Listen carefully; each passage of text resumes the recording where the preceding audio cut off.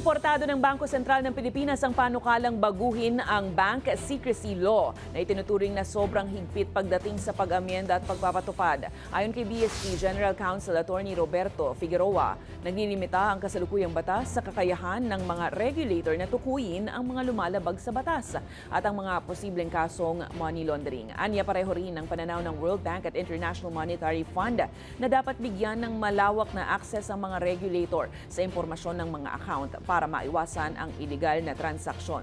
Idinagdag naman ni Figueroa na hindi naman basta ilalabas ng BSP ang impormasyong makukuha at mananatili itong confidential habang isinasagawa ang kanilang mandato sa ilalim ng batas.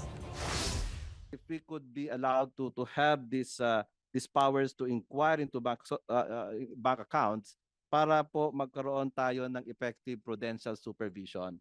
And the idea here, Mr. Chair, is the BSP, at least I can speak on behalf of BSP, na kung ano man yung information po na makuha namin po, no, in the exercise of these powers, no, that will be given to us under these amendment bills, ito po ay consider pa rin namin confidential, no? Hindi po ito basta-basta